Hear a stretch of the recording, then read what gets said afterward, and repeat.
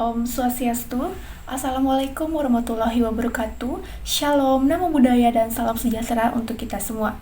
Perkenalkan, nama saya Madividi Sita Jyoti Swarupa dengan NIM 2309511039 dari kelas B.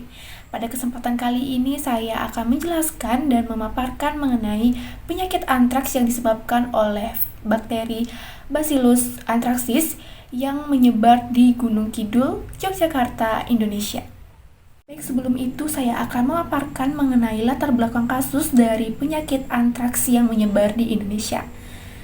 Di Indonesia, antraks adalah penyakit zoonosis yang masih menjadi perhatian khusus, terutama di daerah yang memiliki populasi ternak besar seperti sapi, kambing, dan juga domba. Antraks di Indonesia sudah ada sejak tahun 1884 saat pertama kali dilaporkan di Teluk Betung, Lampung. Penyakit ini disebabkan oleh bakteri Bacillus anthracis, di mana Bacillus anthracis, bakteri penyebab antraks, membentuk spora yang dapat bertahan lama di tanah. Di mana karena sifatnya yang tahan lama, spora dapat tetap aktif dan berpotensi menginfeksi hewan atau manusia bertahun-tahun setelah terbentuk, sehingga mempersulit pengendalian penyakit ini. Antraks di Indonesia bukan lagi hanya berdampak pada kesehatan hewan ternak, tetapi juga menimbulkan risiko serius bagi kesehatan masyarakat, terutama mereka yang terlibat langsung dengan peternakan dan pengolahan produk hewan. Penyakit ini berdampak ekonomi besar karena kematian massal ternak akan merugikan peternak dan mengganggu sektor peternakan. Dalam beberapa tahun terakhir, kasus antraks masih tercatat di Indonesia, terutama di daerah endemik.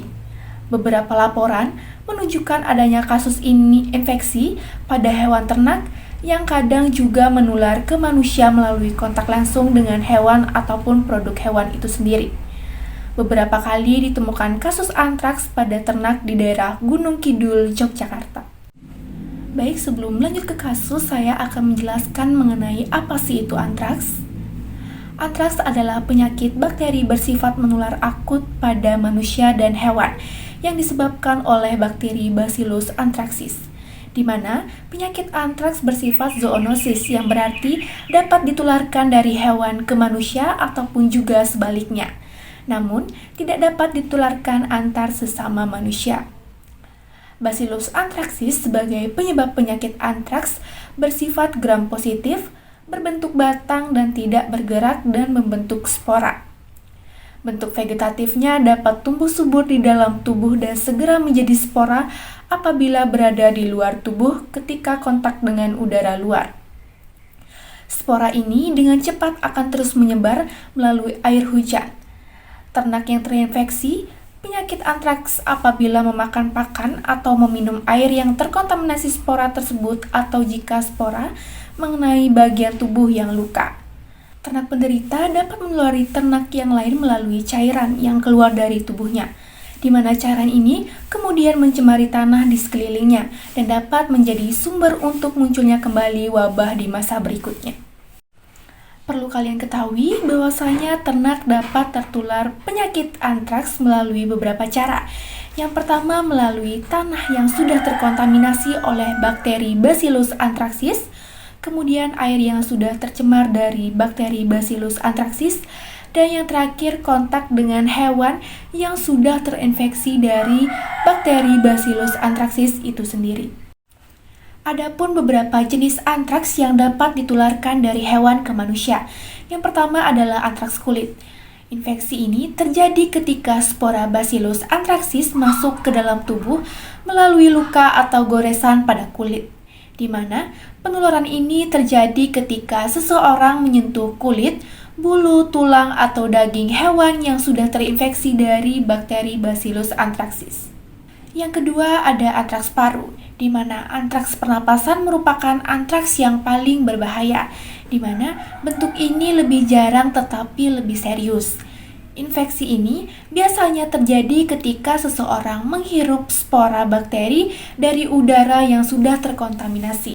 Yang terakhir adalah antraks usus, di mana antraks usus ini terjadi ketika setelah mengkonsumsi daging hewan yang terinfeksi atau mati akibat antraks. Yang selanjutnya adalah gejala antraks pada hewan ternak. Penyakit antraks pada hewan ternak paling banyak bersifat perakut atau akut, di mana pada kejadian perakut, hewan ternak yang semulanya sehat mendadak jatuh, sesak nafas, gemetar, kejang lalu mati dalam waktu beberapa menit atau beberapa jam akibat pendarahan di otak. Sedangkan pada kejadian akut ditandai dengan demam yang sangat tinggi, gelisah, depresi, sukar bernafas, detak jantung cepat tetapi lemah, kemudian selaput lendir mulut serta mata menjadi merah tua dan akhirnya mati. Kadang-kadang juga terjadi diare berdarah dan air seninya berwarna merah atau berdarah. Pada bangkai hewan yang terkena antraks sering terlihat adanya darah yang keluar dari lubang kumlah seperti mulut, telinga, hidung, dan juga anus. Darah tidak membeku dan biasanya limpa membesar berwarna merah kehitaman. Kemudian bangkai ternak yang dicurigai menderita antraks tidak dianjurkan untuk dibuka atau dibedah kembali bangkainya. Pemeriksaan laboratorium dapat dilakukan dengan mengambil darah dari telinga dan dibuat preparat ulas.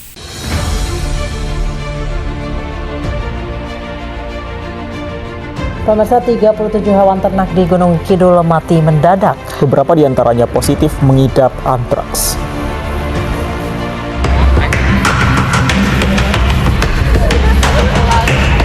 Satu persatu ternak milik warga mati mendadak. Tidak hanya ternak sapi, ternak kambing milik warga pun menjadi korban. Dinas Pertanian dan Pangan Kabupaten Gunung Kidul mencatat hingga kini sudah 21 ekor sapi dan 16 ekor kambing mati mendadak. Dari jumlah tersebut, 2 ekor sapi dan 2 ekor kambing positif terkena penyakit antraks. Pemerintah mengantisipasi penyebaran penyakit antraks dengan mengatur lalu lintas ternak melalui larangan ternak sapi dan kambing keluar dari daerah endemik. Selain itu, Dinas Pertanian dan Pangan Gunung Kidul juga memberikan vaksin dan antibiotik untuk ternak warga. Yang positif antraks itu tidak semuanya, dan terpaparnya hanya di Ngerajek Wetan dan Ngerajek Kulon, Gombang sampai saat ini ya. Jadi 21 itu bukan antraks semua. Kemarin laporan di saya 2 sapi dan 2 ekor kambing. Masyarakat diminta waspada karena hewan ternak yang terjangkit penyakit antraks tidak layak dikonsumsi. Kuman antraks bisa menyerang saluran pencernaan yang berujung pada kematian. Dari Gunung Kidul, Yogyakarta, Kismaya Wibowo, iNews melaporkan. Dapat dilihat dari kasus sebelumnya, bahwasanya penyakit antraks itu merupakan penyakit yang sangat berbahaya bagi kehidupan manusia dan juga hewan itu sendiri. Adapun beberapa upaya yang dapat dilakukan untuk mencegah penyebaran penyakit antraks. Yang pertama, tidak memasukkan hewan ternak dari sekitar lokasi yang sudah terkena kasus antraks ke lokasi yang bebas dari kasus antraks. Kemudian tidak menyembelih, mengolah, dan mengkonsumsi hewan yang mati karena sakit. Kemudian melakukan karantina pada kelompok hewan ternak yang terpapar antraks. Kemudian menerapkan praktik pemotongan hewan yang aman, termasuk peningkatan pengawasan proses pemotongan dan infeksi daging. Kemudian yang paling penting adalah memberikan vaksin antraks kepada hewan ternak. Dan yang terakhir, mengkomunikasikan, menginformasikan, dan mendidik masyarakat tentang kesehatan dan keamanan pangan. Kesimpulan dari pembahasan sebelumnya, di mana antraks merupakan penyakit infeksi serius yang dapat berdampak pada kesehatan hewan, manusia, dan ekonomi, di mana penyakit ini memerlukan pengawasan ketat dan langkah pencegahan yang sistematis untuk mencegah penyebaran. Langkah pencegahan seperti melakukan pengawasan lokasi bebas antraks, tidak mengkonsumsi daging mati akibat sakit, serta memberikan vaksinasi dan edukasi bagi masyarakat adalah upaya utama dalam pengendalian antraks, di mana dengan mengimplementasikan langkah-langkah pencegahan yang tepat dan terus meningkatkan kesadaran masyarakat, resiko wabah antraks dapat ditekan dan kesehatan masyarakat serta ekonomi peternakan dapat terjaga.